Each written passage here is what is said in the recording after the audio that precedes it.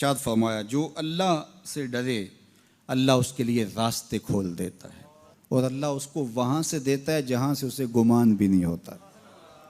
وَمَن يَتَوَكَّلْ عَلَى اللَّهِ فَهُوَ حَسْبُهُ، اور جو اللہ پر بھروسہ کرے اللہ اس کے لیے کافی ہو جاتا ہے، اس کی ضروریات کا وہ خود کفیل ہوتا ہے اور اس کے کام اس کے ذمہ کرم پہ ہوتے ہیں، کو ہو کے دیکھے اس کا۔ تو جو اللہ سے ڈرے اللہ اس کے لیے راستے بناتا ہے۔ حضرت عوف بن مالک رضی اللہ تعالی عنہ الاشجعی حضور کی خدمت میں حاضر ہوئے اور عرض گزار ہوئے کہ میرا بیٹا سالم مشرکین کی قید میں ہے اور میں فاقوں کی حالت میں ہوں، تو فرمایا آل محمد کے پاس ایک سیر جو ہیں، بس اس کے علاوہ ہمارے پاس بھی کھانے کے لیے دنیاوی اسباب نہیں ہیں۔ کہا صبر کرو اور اللہ سے ڈرو اور لا حول ولا قوت الا باللہ کثرت کے ساتھ پڑھو۔ یہ ایسا وظیفہ ہے، ایک حدیث پاک میں آتا ہے کہ یہ 99 بیماریوں کا علاج ہے، اس میں سب سے کم درجے کی بیماری ہم اور غم ہے۔ یہ دکھوں کا مداوع ہے، مشکلات کا علاج ہے، اور یہ وظیفہ میرے حضور نے بتایا۔ حضرت ابو ذر غفاری رضی اللہ تعالیٰ عنہ کو حضور نے 5 چیزیں بتائی تھیں، ان میں سے 5ویں چیز یہ تھی کہ ابو ذر کثرت کے ساتھ لا حول ولا قوت الا باللہ پڑھا کرو۔ فرمایا عرش الہی کے نیچے ایک خاص خزانہ ہے، یہ وظیفہ وہاں سے آیا ہے۔ یہ زندگی میں معمول بنا لو، جب پھنس جاؤ مشکلات میں آ جاؤ تو لا حول ولا قوت الا باللہ پڑھو، اللہ راستے کھولے گا۔ تو حضور نے 3 چیزیں فرمائی، اللہ سے ڈرو، صبر کرو اور کثرت کے ساتھ لا حول ولا قوت الا باللہ پڑھو۔ وہ فرماتے ہیں کہ میں یہ عمل شروع کیا، ابھی گھر میں بیٹھا ہی تھا کہ دروازے پہ دستک ہوئی، تو میں اٹھا کہ دروازہ کھولوں دیکھوں کہ کون ہے، تو دروازہ کھولا، دیکھا میرا بیٹا کھڑا ہے اور اس کے پیچھے 100 اونٹ کھڑے ہیں۔ تو میں نے کہا کہ تم اور یہ اونٹ؟ کہا مجھے موقع لگ گیا، میں ان کی قید سے بھاگ آیا اور آتے آتے ان کے 100 اونٹ بھی ہانک لایا ہوں۔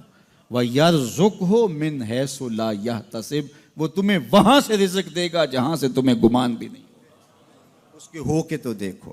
اللہ اکبر، اللہ کے ہو جاؤ تو پھر وہ تمہاری ضرورتوں کا کفیل ہو جائے گا۔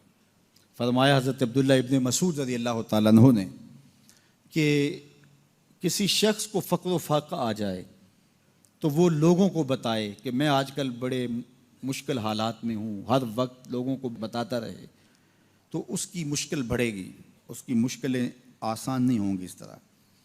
اور اگر وہ اپنی اس مشکل کو کسی سے شیئر نہ کرے بلکہ مصلی بچھا کے اپنے رب سے کہے کہ مالک فقر و فاقہ آ گیا ہے اور اس کا علاج تیرے پاس ہے، اس مرض کا مداوع تیرے پاس ہے۔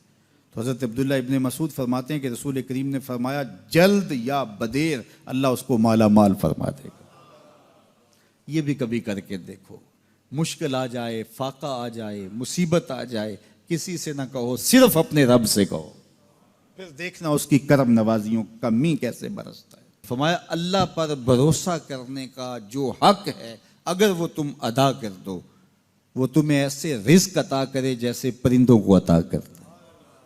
ہم تو دکان پہ جانا ہوتا ہے، فیکٹری میں جانا ہوتا ہے، ہم اپنے کاروبار پہ جانا ہوتا ہے، نوکری پہ جانا ہوتا ہے، مزدوری پہ جانا ہوتا ہے، ہمیں پتہ ہے کہاں آج صبح جانا ہے، لیکن پرندوں کو کوئی پتہ نہیں ہوتا کہاں جانا ہے، راس المال بھی نہیں ہوتا، لیکن صبح نکلتے ہیں، شام کو کبھی بھی خالی پیٹ نہیں آئے۔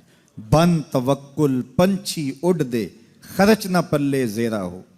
گھر سے خالی پیٹ نکلتے ہیں، جب واپس آتے ہیں تو پیٹ بھرے ہوئے ہوتے ہیں، اور پھر جو ان کی ضرورت ہوتی ہے اللہ وہ ساری ضرورتیں پوری کرتا ہے، جو ضرورت ان کی ہوتی ہے۔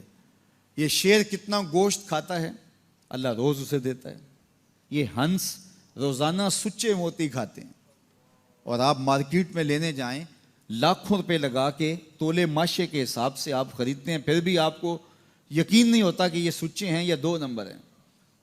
اور ہنس دنیا پہ کروڑوں جانور پائے جاتے ہیں، روز کھاتے ہیں، صبح بھی، شام بھی، دوپہر بھی، پیٹ بھر کے کھاتے ہیں، اللہ روز انہیں عطا کرتا ہے۔ کہا اس پہ بھروسہ تو کر کے دیکھو، وہ تمہاری ضرورتوں کا کفیل ہوگا، اس پہ بھروسہ کرو گے وہ تمہیں وہاں سے دے گا جہاں تجھے گمان بھی نہیں ہوگا۔